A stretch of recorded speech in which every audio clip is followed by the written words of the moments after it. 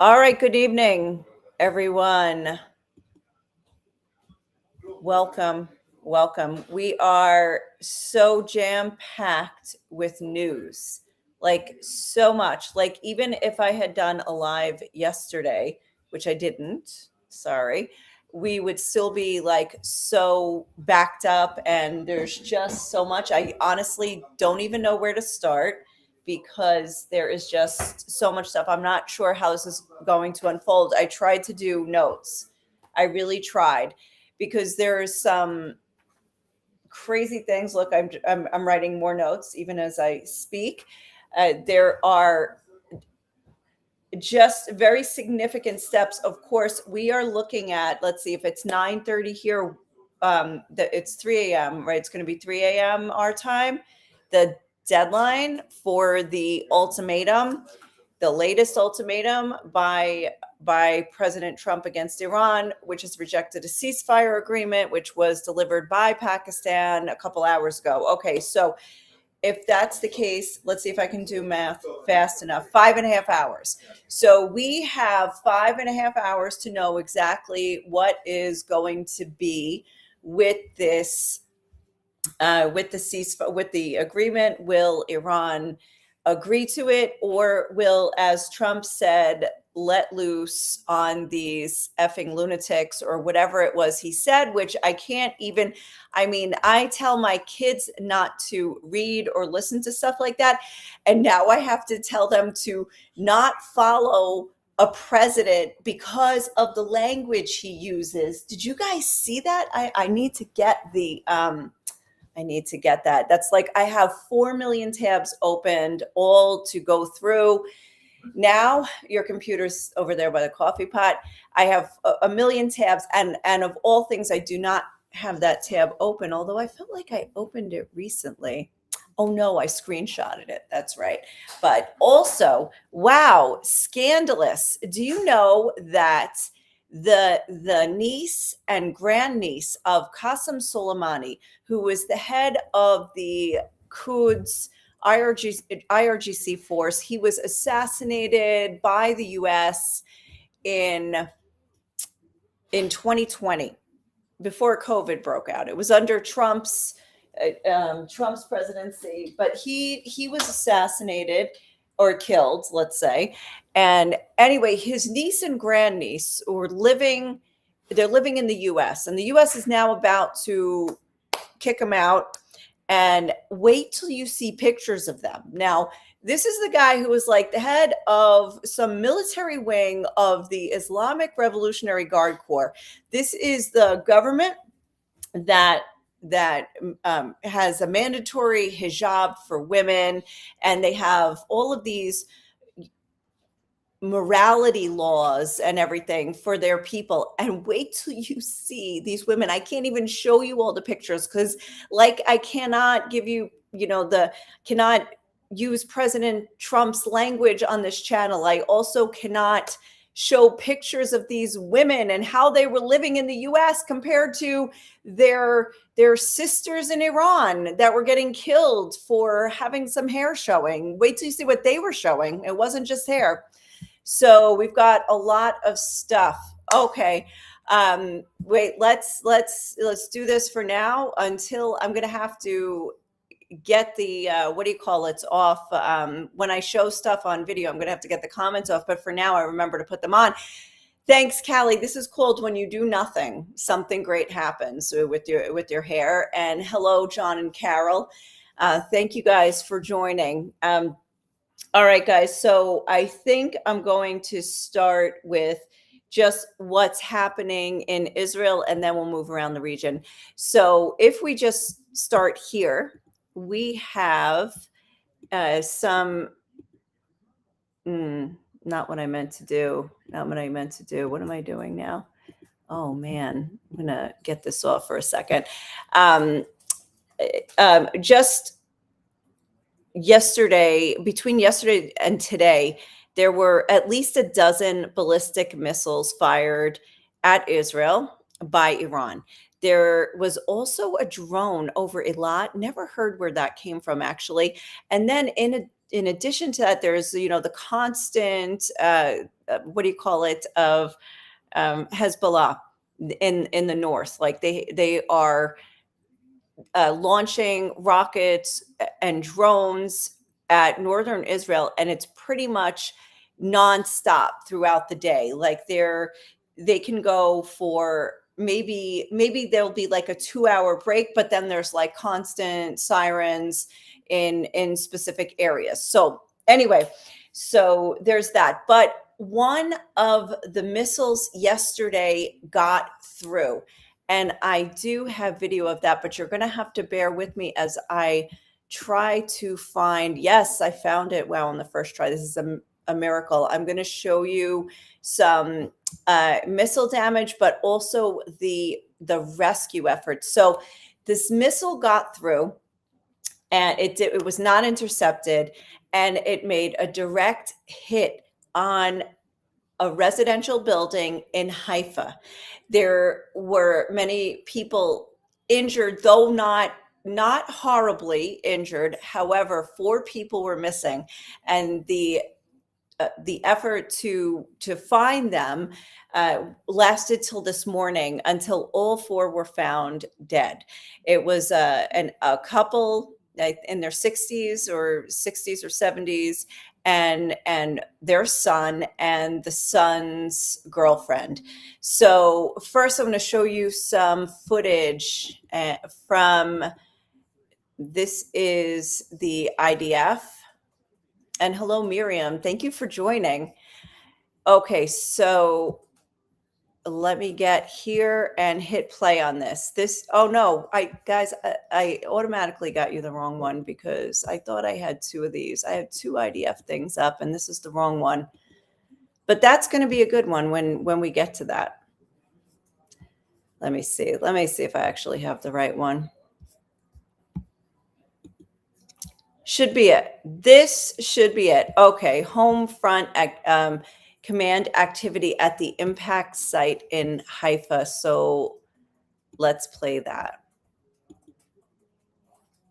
So this is from last night. There's no volume on this, just so you know, but look at the damage. I mean, there's a washing machine. Look at the crater in the ground. They said that these floors, I don't know how tall the building was, but we'll see a different angle of it in another video. But they pancaked onto each other. And now this couple and their kids, they didn't make it to the shelter, apparently. So, there's a lot of shelter shaming going on in Israel.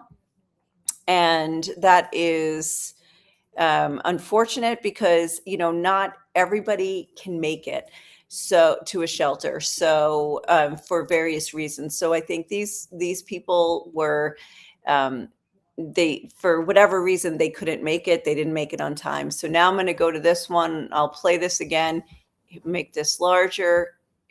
This is a drone shot of the building. Look at this. Look at the destruction. I mean, these are cluster bombs that are fired at civilian populations. And here's the rescue effort. So, this, you can see it again.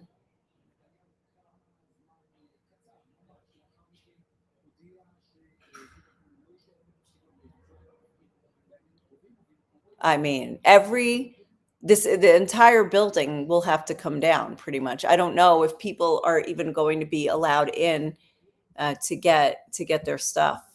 That's pretty bad. So, while we're on the screen, here's another one. This was in the.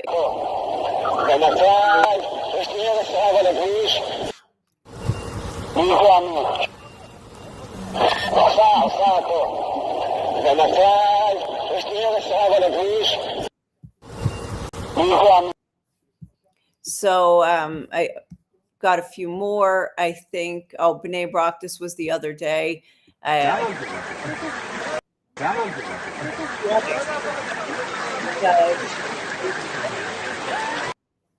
But this one's from today. in Petah Tikva, and there you go again, the one in Haifa.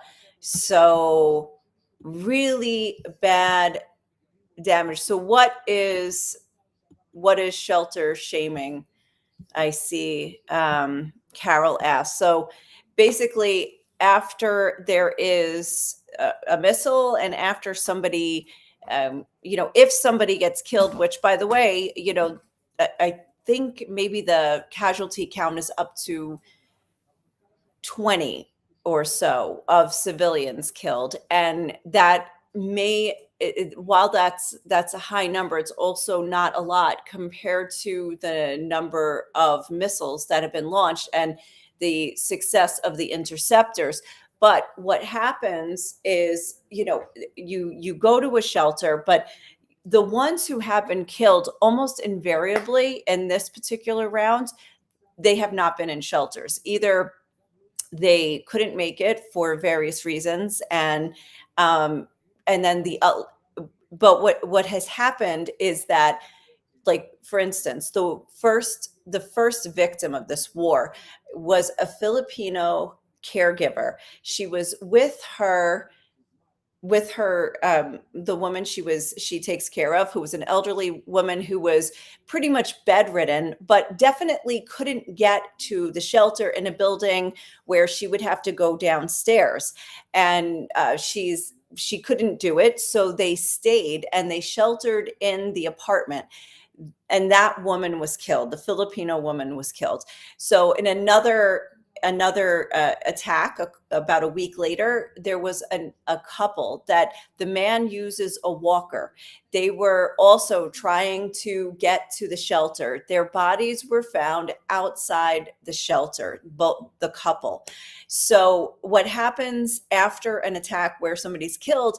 Somebody will get on Israeli TV and say, listen to the home front command. You must go to a shelter. Shelters save lives. By the way, this is almost copy paste of the COVID narrative that was happening. Now, I'm not saying that shelters don't save lives. I mean, I make sure my kids take this seriously and run to a shelter. And I have to say, when there are so many times you run to a shelter and there is no damage and nothing happens, you start to get a little lax. But it's very serious. I mean, these missiles are extremely serious. Obviously, like cluster bombs, these things open up and spread throughout an entire area, and every single one of those munitions that was in the larger warhead is deadly. Even the shrapnel is deadly.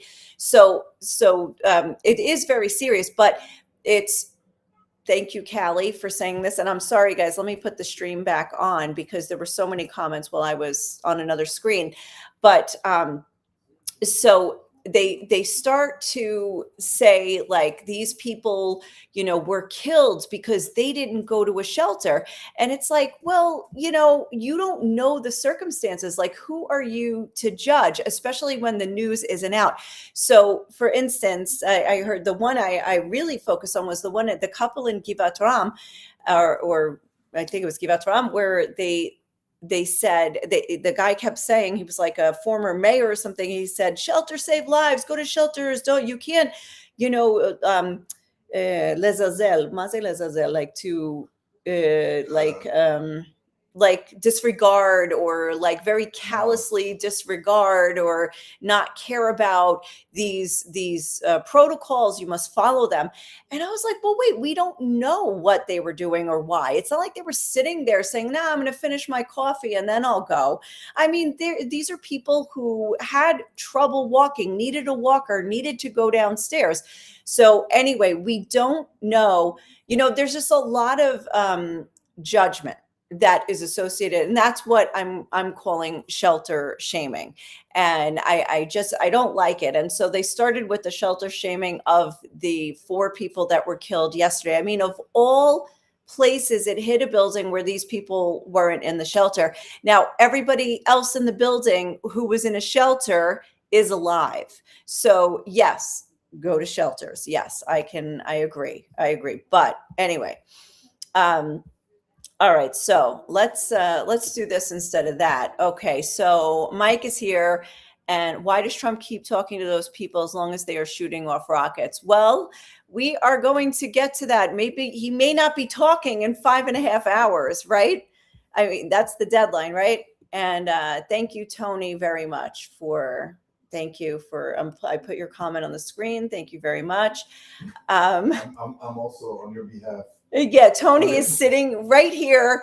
And if you see messages coming from me saying, hey, could you please share? That's because I never do it myself, but Tony does it for me. Thank you. Okay. I don't get paid for it either. So. Yeah, get paid. Okay. I made dinner tonight. It's over there. Okay. That's fair. Mike, I saw that they are going to open up the Temple Mount and Western Wall limited access. They already have. It's 50 people at a time, but they are looking to up it to 70. Now, that is just for the Western Wall, just for the Jewish site at the moment. The what do you call it is not going to open. The Al-Aqsa, Dome of the Rock, that's probably not going to open.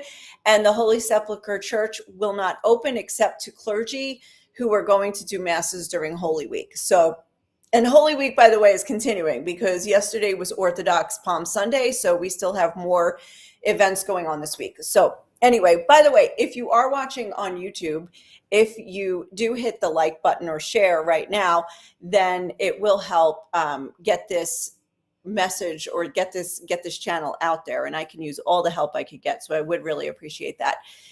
So anyway, there's going to be something before the Supreme Court regarding protests and access to holy sites. So there is actually a lawsuit, not a lawsuit, a complaint or a petition out there that will be going before the Supreme Court. They're going to take it up on Thursday. I will tell you, though, from experience in the last couple of days, and even as recently as today, my mother-in-law, they are not they're not letting people into the old city, like even Jews. Okay, I have to say it's like pretty across the board. And they're like, you have to be a resident of the old city to get into the old city. So that's number one. And number two, they also want you to stay where you belong in the old city. So for instance, my mother-in-law, who lives in the Armenian quarter, right on the border of the Jewish quarter, she goes through the Jewish quarter and she goes to the market in the Muslim quarter, and she does her shopping there. So she tried today to, like, as she was going, police stopped her and they're like, excuse me, who are you? Where are you going? And she's like, I live here. And they're like, well, where do you live? And she said, well, I live in the Jewish quarter. And they were like, they said, so go back. And she's like, no, but I want to go shopping. And they said, well, you have a store there. And she said, yeah, but they don't have strawberries there. And I think the police, Israeli police, they're pretty, they're tough, but my mother-in-law is tougher. And she was like, I want to get strawberries. And they're like, okay, go. And on her way back, she came and she said, see, they have strawberries. And she went back to her house. So she's like, what is going on? Anyway, I think the hypervigilance right now also has to do with the fact that it's the middle of Passover. And during Passover, like, Jews from all over the world go to Jerusalem. Like, they go into the old city, like the city is packed, it's crowded, whatever. So they are really clamping down right now. And also it's Holy Week. So it's like this big convergence. So anyway, so that is that. Okay. So, Callie says the fear-based messaging. And yes, that is referring to the shelter shaming. And yeah, and I think, like I said, it's very reminiscent of COVID. Like, they say, wear masks save lives, get the vaccine save lives, go to a shelter saves lives. While all of those points may be true in and of themselves, it's the repetitiveness of it that is, just that you see on the TV all the time. And they have the spokesman. Back then they had a representative of the health department on each station. Now they have somebody from the home front command in each station on each of the channels saying their message over and over again. So anyway, so and Kelly says Trump has a plan. It's the best plan. There's no plan like it, right? There's nothing else. So oh, that's hilarious. Yeah, we're gonna go to Trump's plan soon. This is fun with all the comments. This is great. I never go according to my plan because like we go off on tangents, but I think it's awesome because like your questions and comments is really, more so what I should be talking about than what I think according to my list. But I do want to say all right. So lots of, and by the way, hi Kim, I put your comment without saying hi. And Walter, hi, I haven't seen you in a couple days. Happy Easter. How are you? Okay, so something that Callie brought to my attention yesterday. I didn't do the live yesterday. And then I looked it up and I'm like, sure enough, that is true. I am going to look it up now. We are going to go to Iran now. So you guys know probably better than me what has been what happened with the, what do you call it, the pilot, the American pilot. So what I'm going to do now is show you a little bit from Iran. Now I'll give you the is this it, is that it? I think this is it. Yes. Okay. So when the American pilot who was who had to eject, and the one was found right away, the other one wasn't, had a couple days, and he was out there. So there's a couple things that happened. First of all, the Iranians said, hey, make sure you guys we're going to offer, what was it? It was something like the equivalent of $60,000 or $70,000. You go and catch the pilot. So they sent the people out to go catch the pilot, to turn in the pilot. And then, I mean, there was a lot. I'm not going to get into everything that the CIA did. And also there was Israeli assistance as well in terms of intelligence. I don't know if there were Israelis on the ground, but apparently there were a lot of American special forces and agents on the ground. But one of the things was that they apparently said something to throw them off, like they were either bombing another area, or they said, and they also said, oh, he's been rescued, like just to like throw people off. So, but in the meantime, the Iranian people did their own thing as well. So let us see instead of turning in the pilot, what did the Iranian people do? So right here, I have confirmed this. Anyway, you see, notice how no one's honking or yelling about on the block roads. Everyone is just casual. What? No, go ahead. Okay. Check this out.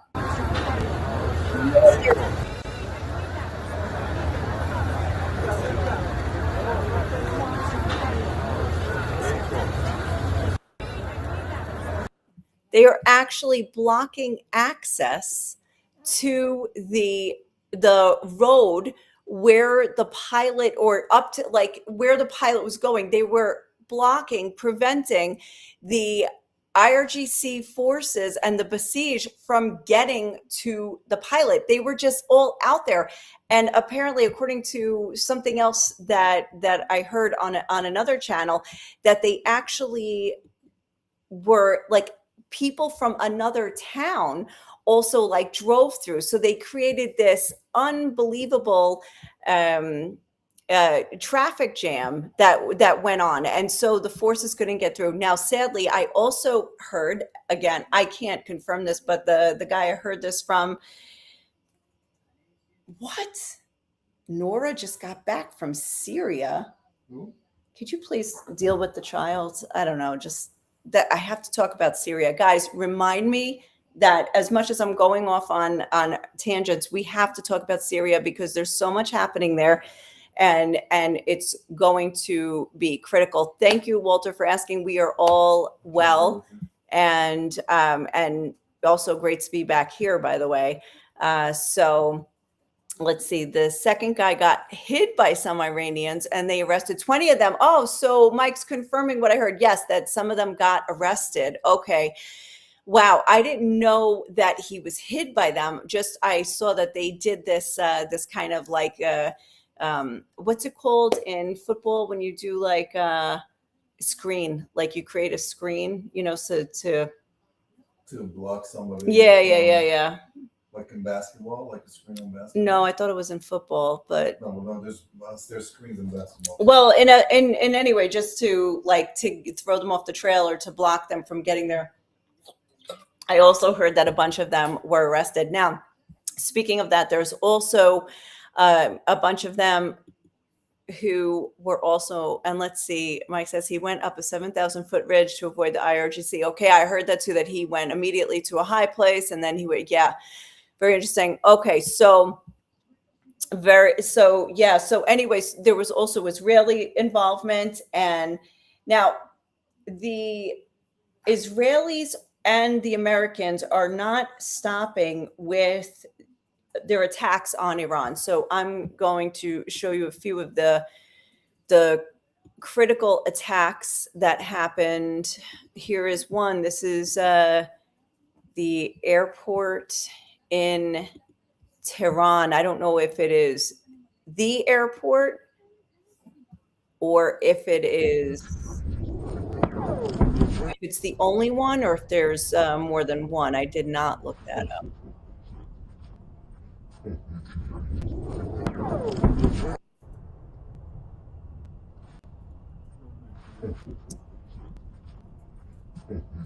So they hit that, and then, I still have it playing somewhere in the background. So go now find it and shut it off.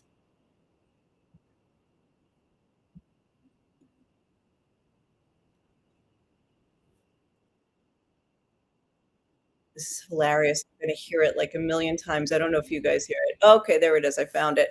And then another place that they hit, which I'm not sure if this was Israel or the US, but it was Sharif University. Now, why did they hit a university? Is you may be asking, of course. Check out what they did to it. Iran says it was a bunker buster.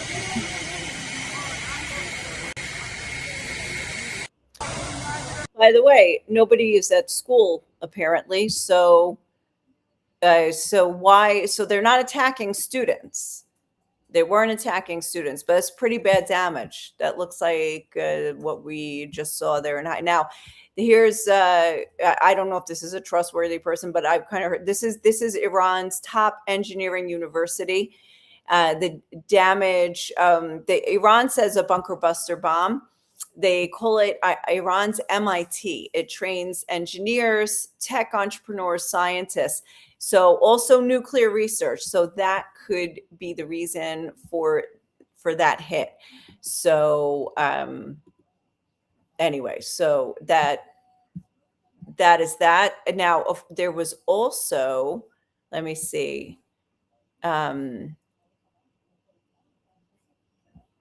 I see Mike said, I think, are you talking about the airport was a forward operating base that they were going after some IRGC targets there or something?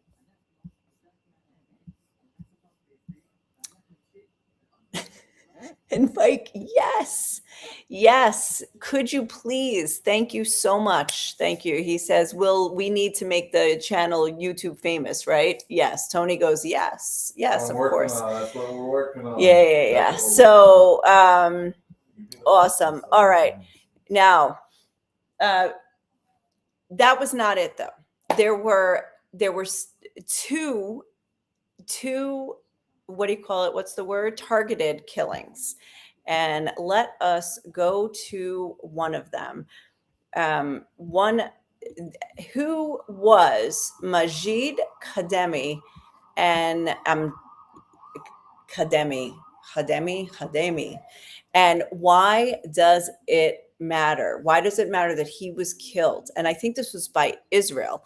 Okay, so Majid Kademi, the IRGC intelligence chief killed in Tehran early Monday, was not a battlefield commander so much as a career security insider who rose through Iran's secretive counterintelligence system and helped oversee repression, surveillance, and anti-infiltration work. His death matters because he sat at the junction of two of the system's most sensitive functions, guarding the guards from infiltration and directing the intelligence arm accused of crushing dissent. In March, Washington's Rewards for Justice program offered up to $10 million for information on Kademi and other senior IRGC figures, a sign that he was seen abroad not just as an internal operator, but as a high-value intelligence target. In symbolic terms, one of the men tasked with stopping penetration of the state was himself reached in the middle of Tehran. Now, that is insane intel. That's insane intel that they had to find this guy who is actually responsible for the intelligence and for the surveillance that goes on. So now there was also another killing. I don't know who. I don't have the name right now. I don't remember. And but this one was significant also. Somebody that I listened to, and by the way, I got that from Iran International, which is a news outlet, Iranian news outlet that's associated with the opposition. Okay. Now, Mike says he was the one who had the woman killed for not wearing her hijab. Was he directly involved? Are you talking about Masa Amini? And speaking of what's going on there, they are still executing people. Let's take a look at a couple of. I mean, look at this. Iran executes at least 5 in a week of wartime crackdown. Look at this guy. And I don't know if there's any other pictures, but they are just carrying on with executions, with hangings, as if they are not themselves under fire. And it's, unbelievable. So, okay. All right. So you're saying 2 years ago. Okay. Janice says, I read somewhere that there are underground operations near or under the university, not confirmed. Okay. I also don't know for sure, but if they used a bunker buster bomb, as Iran says, then it would make sense that they were going after something that was underground. So that could be that's a great observation, Janice. I don't know for sure, but anyway, it could be. So let me see. I'm going to just go through my 4 million tabs just to see if I have some other stuff. This was Haifa. We looked at that. We saw the university. The cat just came in. Do you guys remember Hamas? Remember Hamas? Do you remember back when there was a war, and it just, there was this ceasefire and we had all of 2 seconds and then there was another war. And so that war is over, but not not completed. And the phases still haven't been carried out. And there's still Israeli soldiers in Gaza. They have taken I think 50% of a perimeter around the entire strip. There are still, I think, almost 1 million people displaced.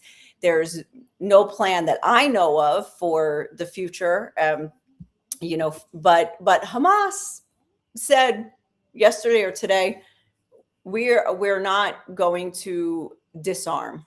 We're keeping our weapons, and that's that. So anyway, I just thought I would throw that out because you might have missed Hamas because instead you're dealing with Hezbollah and the Houthis and stuff like that. Okay, so No, I told you that we were going to talk about the uh, the family of Qasem Soleimani. But you know what? Before we go to that scandalous stuff, let's see if there's anything else. All right, we have Trump. I'm scrolling through my notes. Uh, by the way, it's tomorrow night is the last night of Passover, so it's a holiday. Things will start to shut down again in Israel Tuesday night and all day Wednesday, and so people usually prepare for attacks around the holidays, so that even the army spokesperson said today, be on your alert tomorrow, be on your guard, be alert tomorrow. And no, tell you can answer and tell her to watch my live on YouTube. Hello. My friend's calling. Yes, she is. No, all right, bye, Jennifer. That's so funny. So if she pops on now, I can publicly out her for that. Anyway. Oh, okay. Tony, you did. Somebody's thanking you. Marsha's thanking you. That's all right. Yes. I'm going to get to the niece and grannies. I was just going to see if I had other. We'll go. All right. So the last two things we'll talk about, I'll get them out of the way now. I mean, just so you know, there's still attacks like all over the Middle East. The Kuwait, Bahrain, the UAE, Iran is still targeting a lot of these. And and hi, Jennifer. Thanks for calling. Everybody heard, by the way, that you called, like it on screen.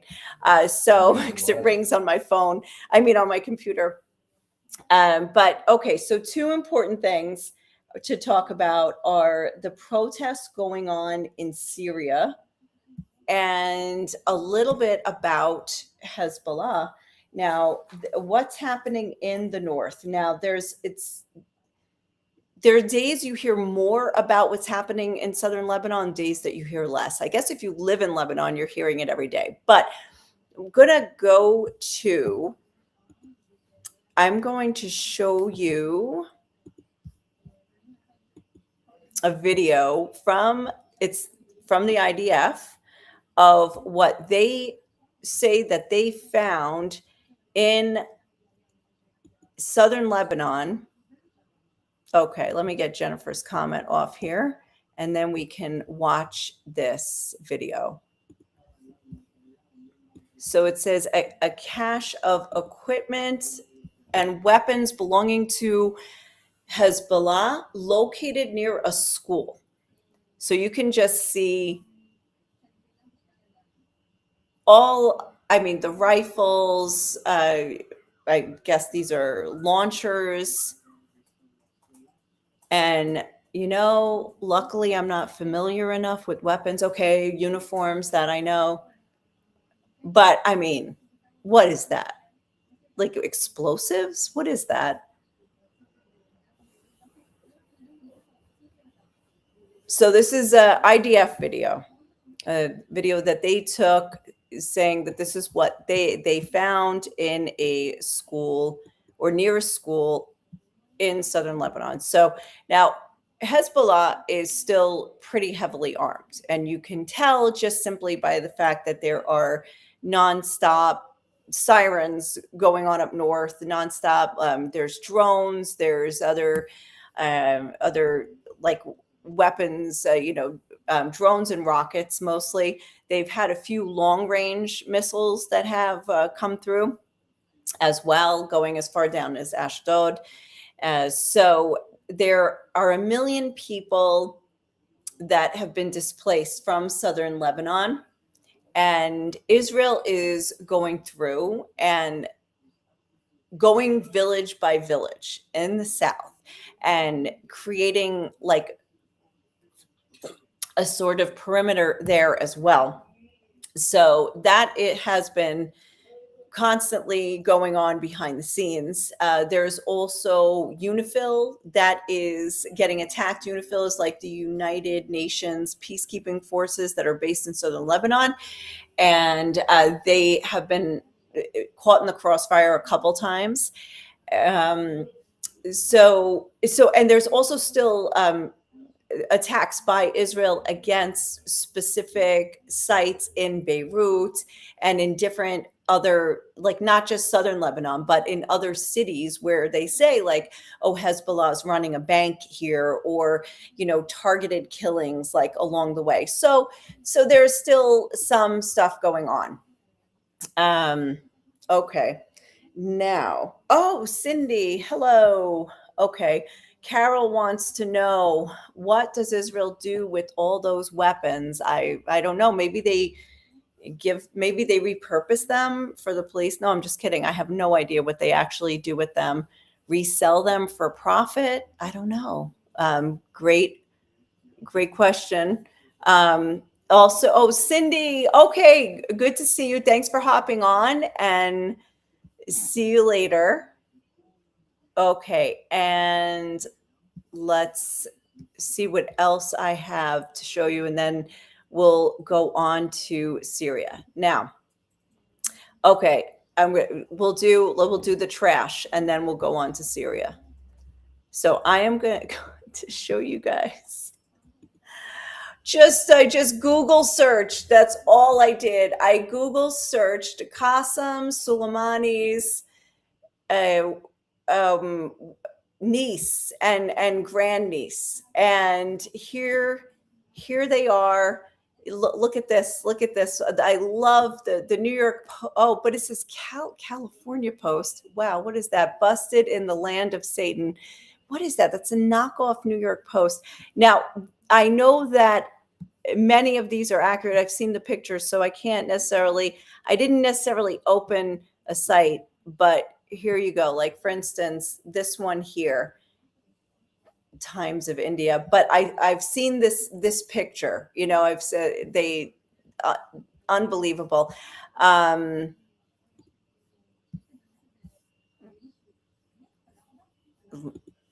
They like the most scandalous ones are not even here, but here's the New York Post.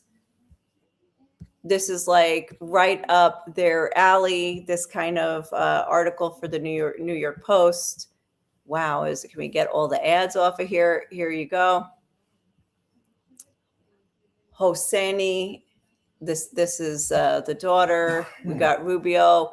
Now here she is with her bottle of wine and overlooking, God knows where.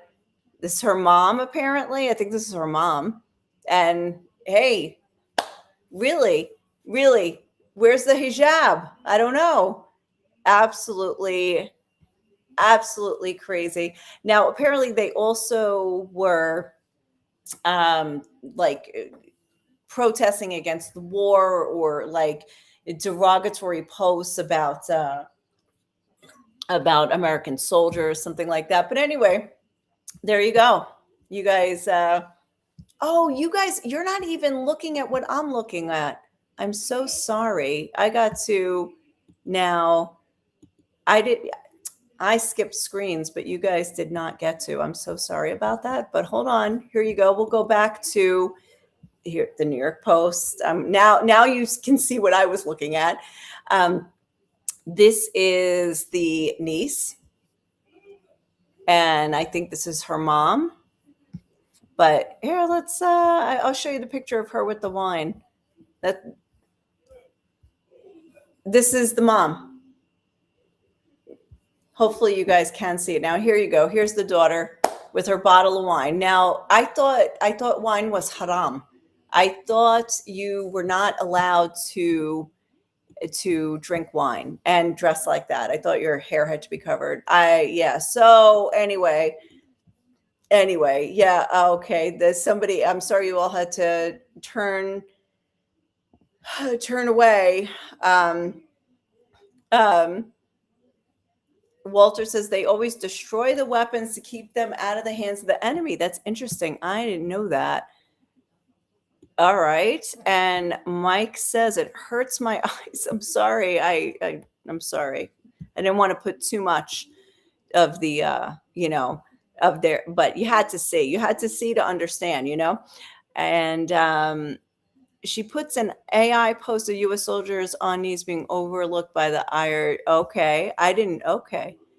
And then Pam says it's amazing to me they trash America while living the lifestyle of the rich and famous, and they support the regime while living exactly the opposite of what the rules are, for that country, and how they hold this very strict religious code of how you're supposed to dress and live your life, and then they go and do whatever they want. Now this is, if you guys, most of you who are right now on this live stream probably have seen the interview that I did with Khosrow Isfahani. He lived in Iran up until a couple of years ago and then defected. And these stories back up everything that he said. He actually said this, like in the interview. He said that these people live the high life over in the West, and he said that they are such hypocrites, and these are like close family members of the regime. Now, I think somebody connected to Ali Larijani, who was he? He was the de facto leader up until he was also targeted and killed in a recent in a strike, like maybe two weeks ago or 3 weeks ago. He has some family. I think they were in the U.S. or Canada, and it was the U.S. and they're also being deported. But their pictures aren't as spicy. I mean, she actually does wear a hijab. So, Cindy Lou, thank you. Thank you very much. And Mike clarifies it's not my fault that I put it up there. You saw it elsewhere. Okay, good. Because, like I said, I should have found the Trump quote, but, just about so you guys could see. But anyway, whatever. I mean, you probably heard Trump's quote. I just couldn't believe the language. It was just unbelievable. And what he called them lunatics, he's calling them lunatics. Yeah. So, all right. So now let's talk about Syria, because that is the big story, I think. That first of all, I'm sorry, I'm just like clearing all my tabs and stuff like that. But first of all, that Giuliani, the new leader of Syria, is or has been in doing like a tour of the West. Like first the Middle East. Oh, and then the West. He's like in England and stuff like that. So he's out there like making new allies, making new deals, stuff like that. But what is happening in the country that he runs? First of all, they are coming out against the United Arab Emirates. Now, who is they? Protesters. So I'm going to go to some of the videos that I found on Twitter. So here you go.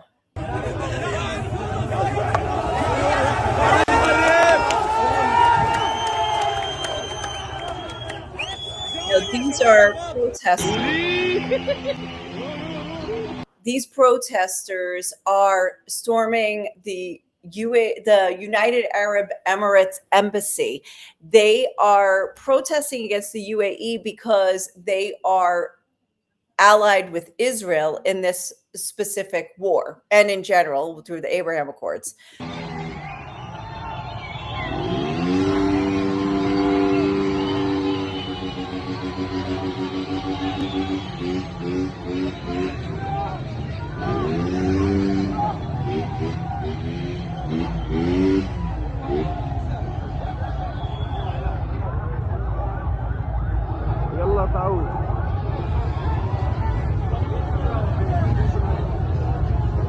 شباب لا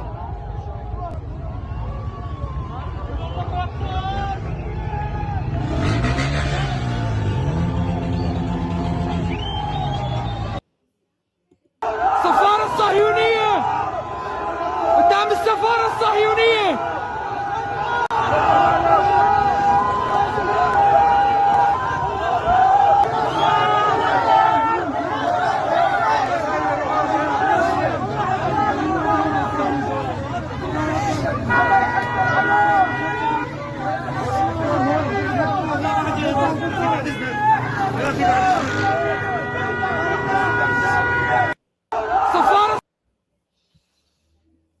All right, now here's another one because they've also been protesting for Gaza. So now let me pause this. The significance of this is that they are in the south, in Dara, and that is close to that's where the Druze are, and that is the border with Israel. Now the Druze, even in Syria, especially now, are more siding with Israel than with the new government. Now, the new government, the army is comprised of the former Syrian rebels, but now they're the army of the country. But they're still out for a lot of the minority groups. They went after the Alawites, they went after the Druze, and somehow a slaughter, even though went on with the Druze, was actually like mitigated somehow.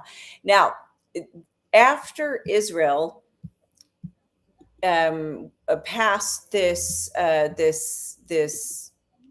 death penalty law, that terrorists can get the death penalty. After they passed that law, the Syrians went out to protest, and that's what this one is related to, which is just a couple days before the UAE. Now, what somebody said was, I heard an analyst talking about it, and he said that this was just an excuse to go out. It really didn't have to do with the with the law that Israel passed. It's just that this had been brewing for a while. So we'll take a look at this one now.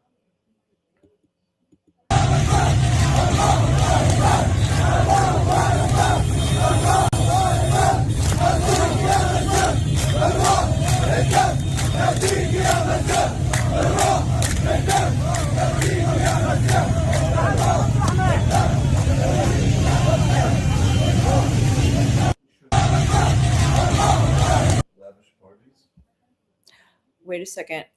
Did you hear what they were saying? Oh, our blood and souls are a sacrifice for you. I heard Gaza, but I didn't hear the rest of it. What about the lavish parties?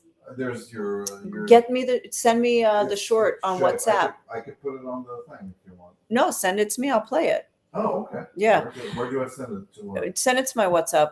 So I also saw somewhere, let me see if I can find it. They hung an effigy of Netanyahu. So let's see if I can find that video. Now, this is happening all very close to the border here, the Israeli border. So that will be something to watch and to see where it actually goes from here. All right, so this is interesting. Let's watch this because this is actually بغزة وإذا ما عدل عن قرار الإعدام للأسرى الفلسطينيين ما راح تطلع صواريخ بس من إيران عليه. الحدود السورية راح تولع وراح تطلع الصواريخ من هون. تكبير والله أكبر والله أكبر والله أكبر. لنا يوم معكم أيها اليهود. الله أكبر الله أكبر. نوجه رسالة لنتنياهو بنقول له شعب سوريا وشعب درعا كله مع الشعب الفلسطيني واخوتنا بغزة، وإذا ما عدل عن قرار الإعدام للأسرى الفلسطينيين ما راح تطلع صواريخ بس من إيران عليه. الحدود السورية راح تولع وراح تطلع الصواريخ من هون. تكبير والله أكبر والله أكبر والله أكبر. لنا يوم معكم أيها اليهود. الله أكبر الله أكبر. All right, so this is what we see happening right here. They've also burned the Israeli flag. So the protest, I don't know if that's not an ISIS flag, is it? I don't know what flag that is right there, but it's there. There was also an effigy of Netanyahu that was they hung from somewhere, but anyway, I can't find it fast enough, and I didn't. What are you talking about? An effigy of Netanyahu was hung in one of the protests. These Oh, are yeah, he was wearing like the Holocaust. yeah, prisoner Yeah. prisoner garb. It was Yeah. like goes with their prisoner. I have to find out what flag that is. So all right. Oh, look at this. Look at this. Like, oh, maybe they have an effigy of Netanyahu in this one. Look.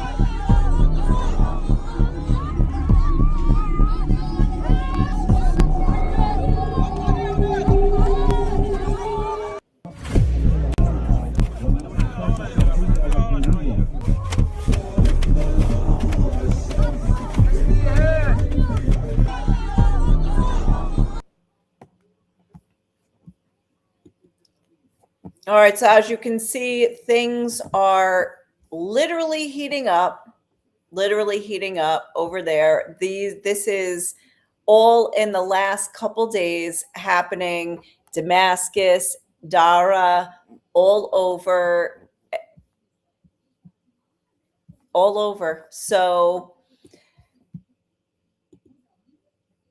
let me get this off. Okay, so anyway, so all of that is taking place just on the northern border. Now the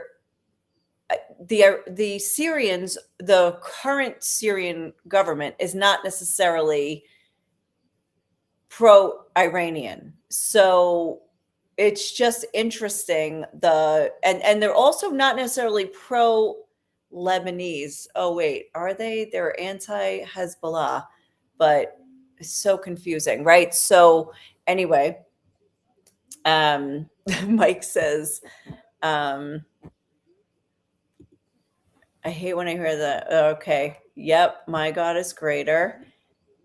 Callie. Yep. There was a lot of anger there. And I wonder what ginned it up, what sparked it. Meanwhile, the president is sitting in Downing Street having tea. And Mike says, I had to get out of X because when I saw things like that, I commented. Yeah, I don't comment. I don't even post, actually. All right, so let me see. Now I am going to show you. I've got to get to my WhatsApp. Tony's got the video. Thank you very much. I'm going to show you guys the video that, all right, of the person that I interviewed, and he was talking about the hypocritical lifestyle of the leaders and their families, like even in Iran, but also outside of Iran. Even in Iran, he said they have like a neighborhood that's known, like this is where they live, and it's just like it's like a bubble in the middle of this country.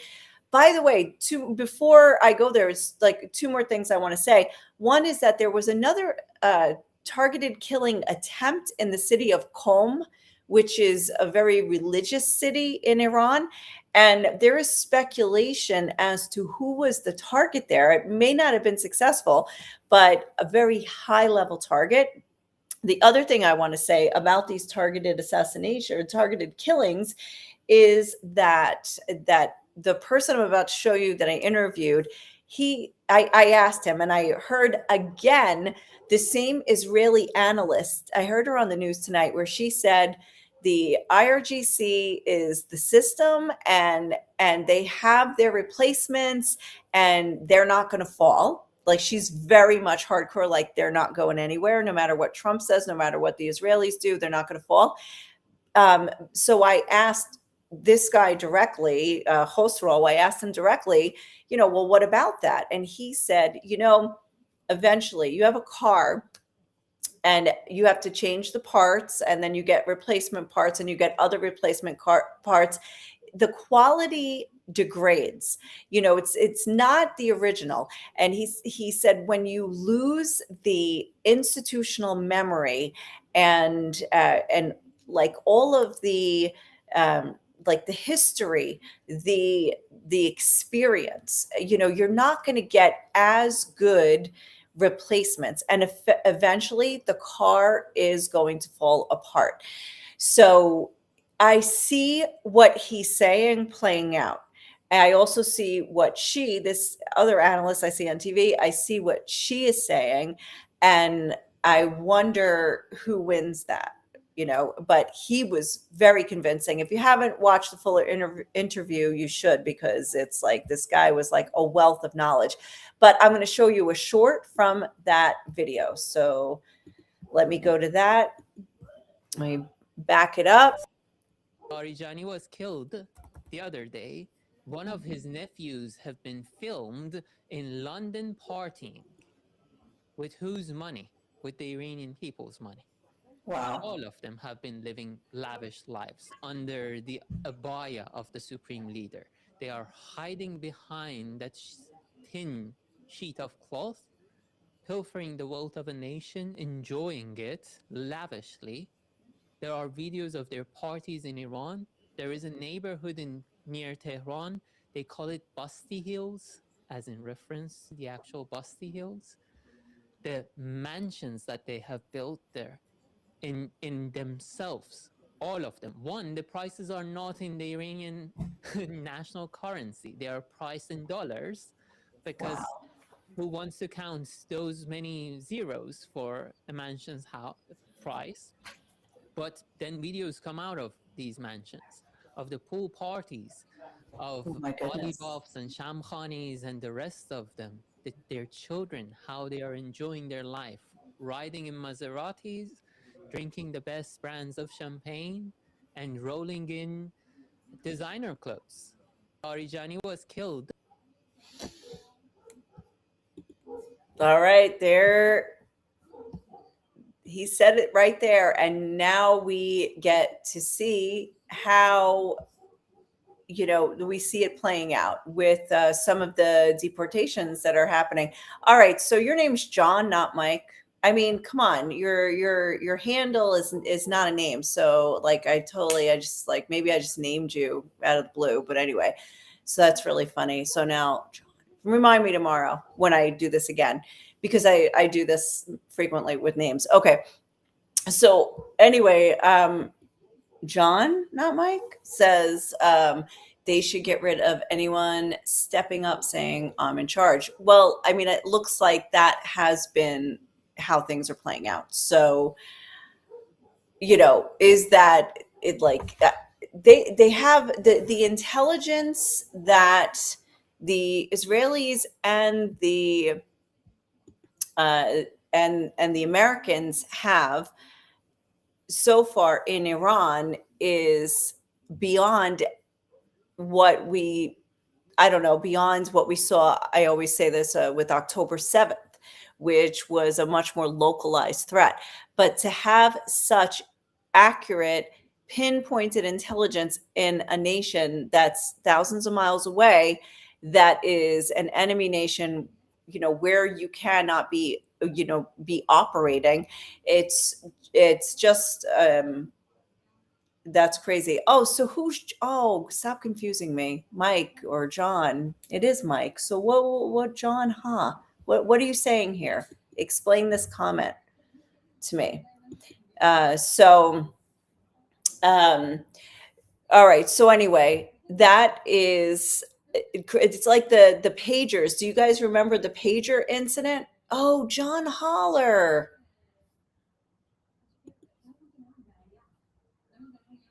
Okay, that's so funny. John Holler put something from a paper over there that said, "When pigs fly, we will make a deal." So yeah, so the intelligence is insane, but we are now looking at, we don't know what is going to happen. Let's see what is the latest here with while we were, let's see if there's updates. Here's the latest Trump deadline. US President Donald Trump said Iran could be taken out in one night, which might be Tuesday, a deadline he set for Iran to reopen the Strait of Hormuz. He wouldn't say whether the war is winding down, calling it a critical period that depends on Iran's attacks. So now there is a lot, I don't necessarily want to get into what is going to happen in a few hours. There was apparently Pakistan presented a ceasefire proposal, and the regime rejected it. They also, put out statements like, we're not going to open the Hormuz on like even on a temporary basis. And so they're doubling down. With Trump, we never know exactly what he is going to do, because he says a lot of things, but we don't know if what he's saying is necessarily his intent for action. What we do know is that they have put more troops into the Middle East. The U.S. has put more troops here and into this region. There was the USS George H.W. Bush that was on its way. There was, I think the 82nd Airborne was on its way. So just so much potential for a continued escalation. Also, there have been a lot of developments in terms of like, what can be attacked, what is, I don't know if I talked about this on a live, but I have in the brief updates that I do, that Iran and US and Israel, it's like tit for tat. Like, if you hit our universities, we'll hit yours. If you hit our utilities, will hit yours. So there's been a lot of that going on. And that is also why, by the way, there seemed to be, like, when we talk about Haifa being hit, where's Lucas? Yeah, I'm trying to. Okay. One child, one lost soul wandered in. We're going to need the other one. So there's an oil refinery in Haifa, and that could be the target. Now, here's something interesting. I don't know the answer to this question, but Bnei Brak, which is a neighborhood outside of Tel Aviv, it's very religious. It's like ultra Orthodox. They've been hit several times. Like, they're, I don't know if there were, just bad damage, like, buildings destroyed. There was a young girl, I think she was 11 years old, who I just read this morning that she is still in very serious condition. And this was like several days ago. I think this was the eve of Passover. So that would be like Wednesday or something. So anyway, she's still in critical condition. Then they had another attack over the weekend, and that's where you saw like the water main break, and there was like flooding in the streets. And then again, now also there are repeated missiles targeting the south, and there is the nuclear research facility in southern Israel, where Israel's believed to possibly have its nuclear program. So you've got that in the south, you've got the oil refineries in the north. They're aiming for also Ben Gurion Airport and the equivalent of like the Pentagon in Tel Aviv. So you see when the missiles go in all of those areas here, you understand like what could possibly be the target. But meanwhile, there's also the cluster bombs. So even, let's say you're aiming for the refinery, but when the cluster bombs detach, they rain over like several kilometers of area and can damage anyone anywhere, and civilians mostly. So anyway, so that is that's been what's happening. And I'm not really sure whether to tell you there's been a de-escalation or an escalation, because in some ways it feels less, but it could just be because we've normalized things, and it could be also in Jerusalem there is less. But there seems to be more damage that is occurring. Even if there are interceptions, somehow there's more damage now, it feels like, than at the beginning. But again, this is just like, it feels like. I don't have the hard numbers on this.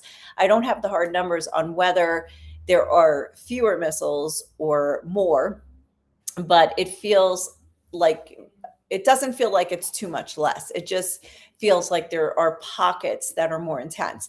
Now, in the north, there seems to be an escalation. But again, without numbers, I don't know. But that's Hezbollah, not Iran. So they do. So Mike also says they do not care about life, so they send cluster bombs. Well, and it's also, is it a war crime to cluster bomb a civilian neighborhood? So I don't know. So anyway, so that is that. So we better go to bed, because it's 10:40. So now it's like 4.5 hours, 4 hours and 20 minutes to the deadline. Now, is anything going to happen exactly at the deadline? Oh, Trump gave a deadline. What is it? Is it tomorrow night? Well, it's 8:00 tonight in Eastern time. So it's like 3 a.m. So 3 a.m. here. So we'll see what happens. So anyway, we should probably run to bed, get a few hours. Nobody can go to bed early. You just you doom scroll for all the news. Yeah, so there's no such thing. Anyway, all kids accounted for, so we should probably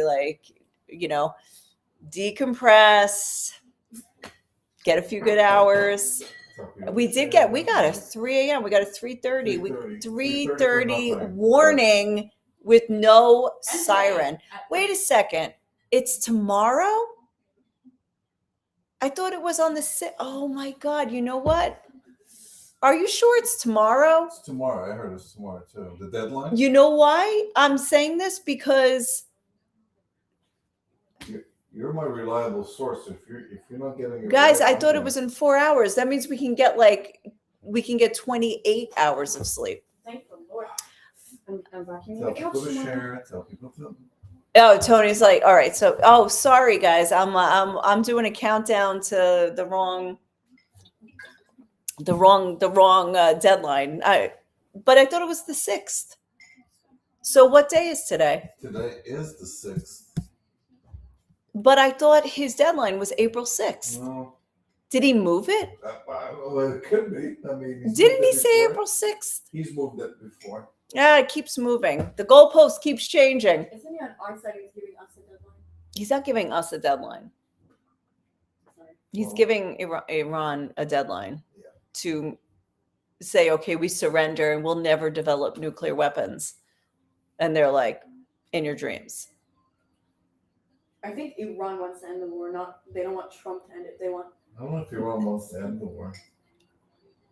It's like Pandora's box has been opened. I can't believe it, guys. I was living that it was today. It was April 6th in America that's the decision was going to be made. But instead it's going to be like April 8th our time, which is completely, all right, never mind. I'm belaboring the issue when we should be going to bed. Yeah. The Suez Canal is going to be next. Oh, Tony's going with well, you guys can read Mike's comment and pray for him. In the meantime, Tony says Suez Canal is next, and we'll talk about why. I hope you're okay, Mike. Yeah. He had a parasitic infection. He has very high, had high blood pressure.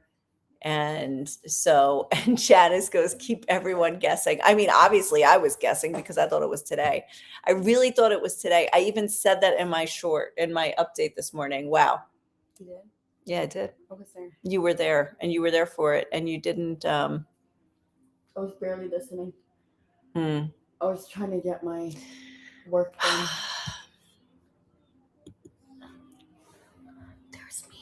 All right. Well, I'm leaving dead air now.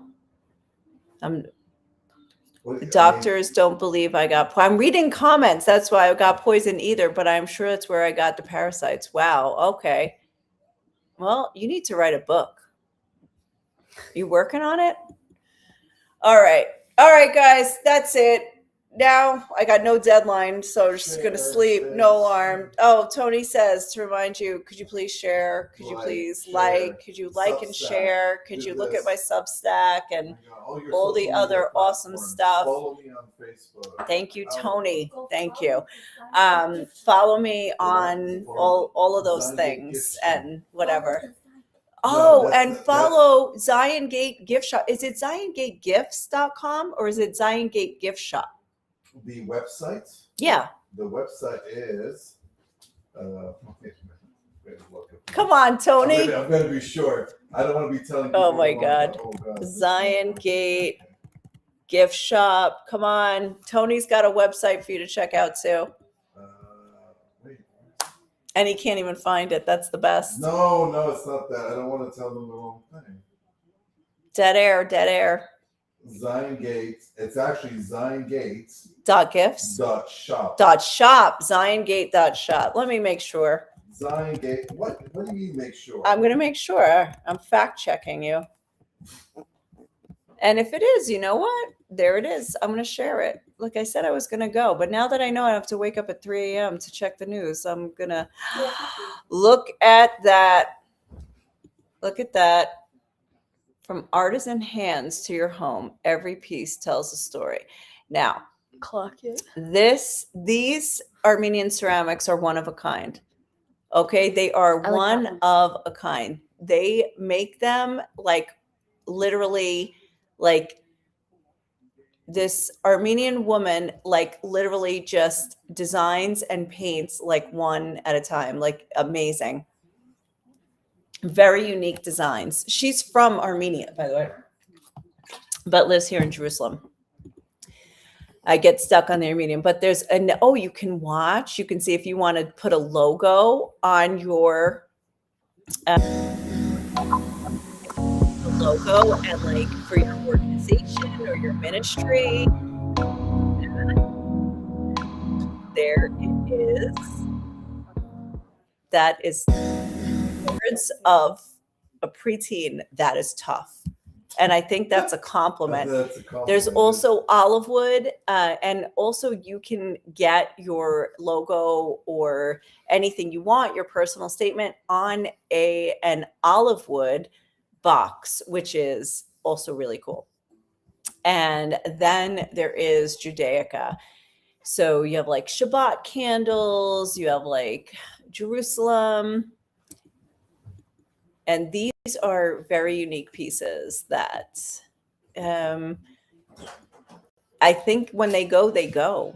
So anyway, that's all of the reverse marketing I am going to do at the moment. Oh, Tony, on Facebook, can you post the website?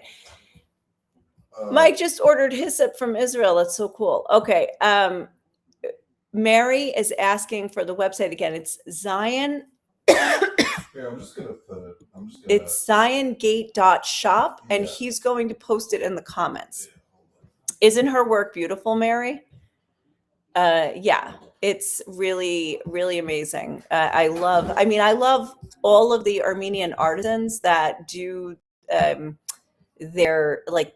all have amazing work, and I do love their stuff as well. Like it's amazing. Yes. Well, you can also explain like there's a lot of people there's a few Armenian ceramists, but these are people that are just starting up this business.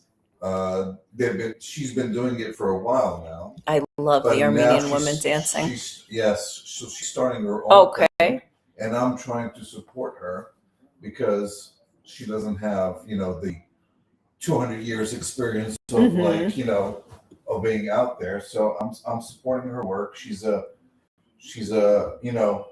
stay-home mom doing this, and I just am very interested in supporting her work. Yeah.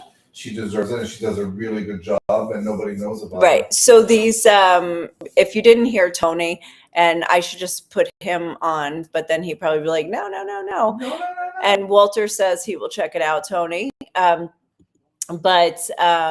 So this specifically with the Armenians, like there are 5 families that do Armenian ceramics, original Armenian ceramics, not the stuff that's mass produced in Hebron usually, and then sold in the markets in the old city, which are a lot cheaper, but they're mass produced. So anyway, this particular artist is just starting out. She doesn't have a shop, and so we're giving her this platform to sell her stuff through this shop, which is also to support Tony's mom, because her shop has been closed since, can we go back 6 years? Since Corona, and then 2009. Yeah, 2008, 2000 about. Her shop. 2018, sorry. 2020. 2020, it was, 2020 it was closed, and then they and then there was the tourism started picking back up again, and then there was the what do you call it, the let me stop this now. Okay, then there was the war, then there was I know, but I'm trying to end this. I'm trying to end this, Tony. Then there was the war. So anyway, Tony's mom's shop, well, all the shops in the old city have been closed, but Tony's mom is 82. And really, and her shop is sitting there collecting dust, and there are no tourists, and actually they're not even allowed to open their shops right now due to safety restrictions by the Homefront Command in Jerusalem. So she can't even open her shop. So this has been a way to platform her shop, but also like local artists. There are also the, what do you call it? The olive wood is also a local Armenian as well. And okay, so this maybe is a crazy question. So Tony is from Armenia. That is not a crazy question. I feel like everybody should know that. And then I forget, maybe you don't, maybe you just stumbled on this channel. You have no idea. Tony is Armenian, but from Jerusalem. And so, yeah, and then I talk a lot about the Armenian quarter, the Armenia itself. We've been to Armenia. I've covered things from Armenia, but yes, so he is from the community here in Jerusalem, the Armenian quarter, but with our Armenian heritage. So that not a crazy question at all. I'm a descendant from the Armenian genocide. I gotta turn this around. No, don't. Oh my gosh, Tony's. You can interview me one of these days. How about that? Tony's grandparents are. They escaped the genocide. They were in Turkey, in Maraş. That's right. Turkey, and they escaped the genocide. They came to. Do you know how they got here? They walked through Syria. Do you know? Through Lebanon. They went through Jordan, and then they settled here. Okay. But that's why that whole area, Lebanon, Syria, Jordan, huge Armenian communities. Lebanon, especially. So if you know about the Armenian genocide and how the Armenians were slaughtered and expelled from eastern Turkey. Well, was it Armenia? No, it was Turkey. Eastern, it was once Armenia, right. That part. But anyway, they were, and then many of them were death marched through the desert. Many people died. I think Aleppo in Syria was like one of the first camps that they got to, if they actually survived. I've read some very jarring books. Like it's not the kind of stuff you want to read before you go to bed at night. It's not light reading, but two specific, I don't remember the title of one. I can go look on the shelf, but the other one is Ravished Armenia. I don't even know if it's in print, although somebody who was listening once did order it, find it on Amazon, but by a survivor. And that was horrifying. And especially if you're a woman, horrifying. But, you know, good to know what's out there, I guess. And so anyway, so they ended up like they, you know, went through Lebanon, Jordan, and then ended up in Jerusalem, I think, because they have family here. No, because people knew there was a community here. I think the goal for everybody was actually to come to Jerusalem, and I think a lot of people just settled along the way and said, "We're fine, we're fine here." But I think the goal was Jerusalem because they knew there was a community here. You know what? Mary and Mary are both saying Tony should do an interview and his mother should do an interview. Now, here's another interesting because so I'm telling you about his Armenian side, but Tony's mother is from Romania and she defected during Ceausescu's era and to Jerusalem. I mean, she got a visa to come visit her aunt who was a nun in Jerusalem. And then when she got here, she never went back. And even her father and brother were questioned by the secret police back then about, about her defection. And she hadn't told anybody. She planned it, but she didn't tell anybody, and she just did it. And she's probably listening right now, or will listen later, and she'll be like, "Why are you talking about me?" She was on. Really? She shared you were live. Oh, wow. She's one of the first ones. I think she was the first one to share. Yeah. So as look, Nairi. Nairi. Okay. Tony, now you know Marash embroidery, now being known as Turkish embroidery with the crosses and other designs that only Armenians did in Marash. Now the Turks want to make it theirs. I'll do a story on that. Nairi. I'll do a story on that, no problem. Very intriguing stories. Like both sides of his family were refugees, actually. Both sides of your family are refugees.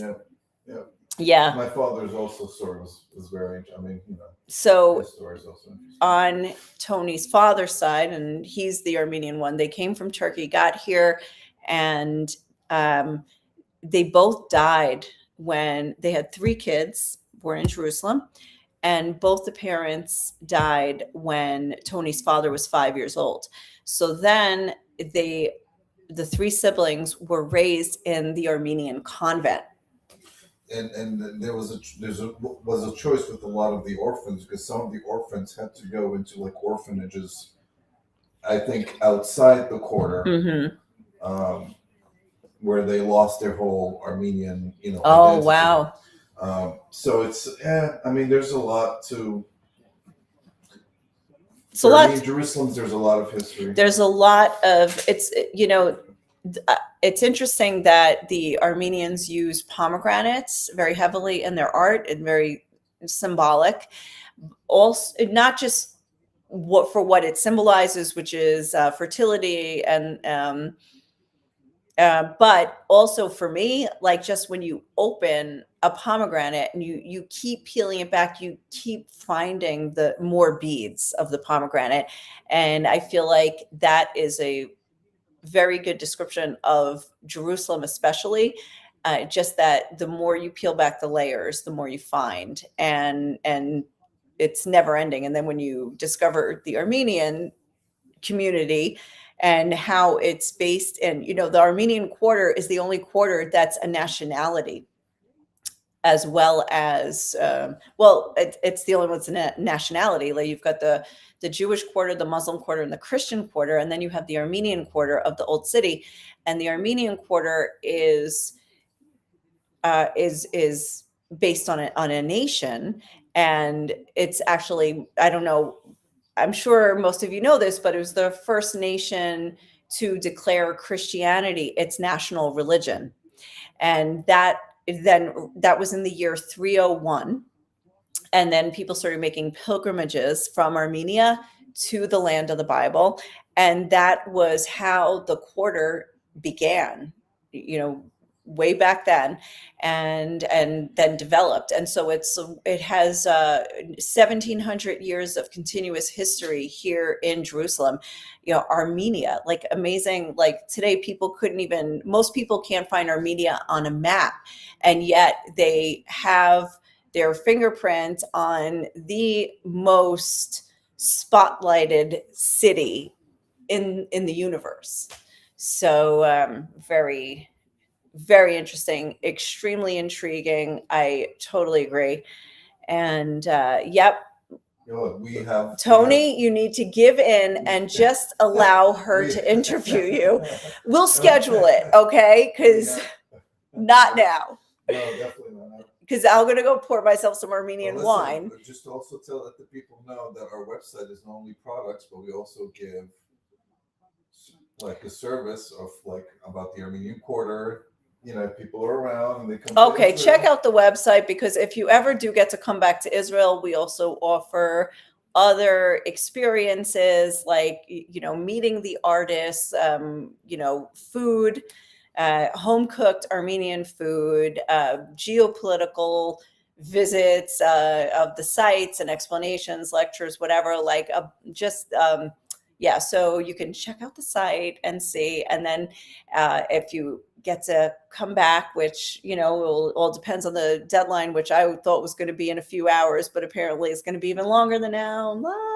All right, anyway, so Noah wine is so delicious. Can you get there? What is Noah wine? Tony knows. No, I've heard of it. It's Armenian? You know what? I'm going to look it up now. And Mary Christie said that. And Kim, who has been on our Old City visits, says they are amazing. Got to do it. Thank you. Yes. And Kim has been with us a few times back when the country was open to people who could get in. Yes. Yeah. So I don't know Noah wine, but I'll look it up. Now we have here, luckily our friends are importing Takar, which is a larger winery. So they have more product to sell, but there are so many boutique wineries over there. And I love, oh my gosh, I can't remember the name, but I know the wine is Hartanak. Hartanak, but what? You're talking about the grape? The grape and the wine, Hartanak. I'm saying it wrong, right? You go and stay. Oh my gosh. Mary Christie says she goes and stays in Armenia every few years. We need to coordinate because we try to do that too. But like now that we've been, we won't go every year. I've been to Armenia more times than Tony now. But the Hartanak, but what is the name? It's Hushba. I think Tushpa. Love Tushpa winery. And then the other one, of course, 6100 or Trinity. Right. And they have a great wine store in Yerevan, in the capital. And this is now we're talking about Armenia, not Jerusalem. In Yerevan, they have a great wine bar called In Vino, and it's just amazing.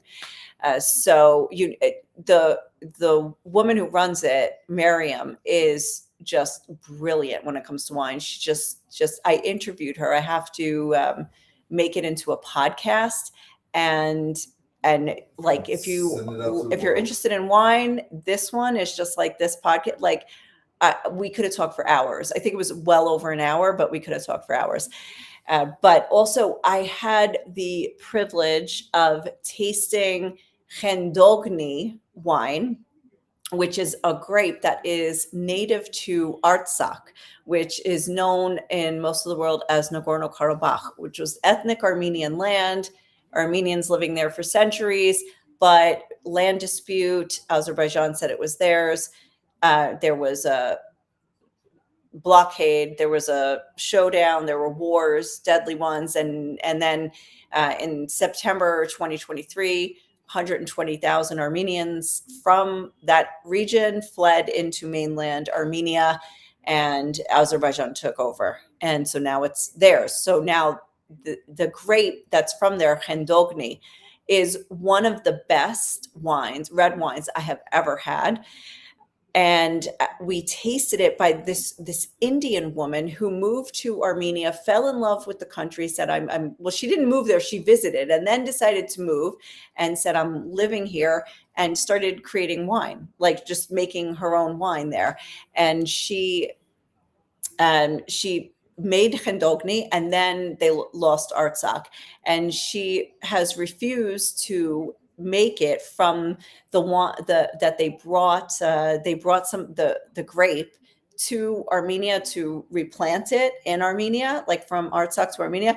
But she said that she is like true to, just very like in tune with nature, and she said that if it's not like from the land, then she doesn't want to make it. Like it's the grape must be from the land that it is endemic to. So I was like, oh, very interesting. Okay, that was her theory. Now other people are trying to make it anyway in Armenia. So yeah, great stuff. So we went to a wine festival in Armenia, the Arani Wine Festival in October, and it was amazing. And the food was just as good as the wine. So, all right. So Mary Christie put the ArmenianBrandyandWine.com. So I'll check that out later.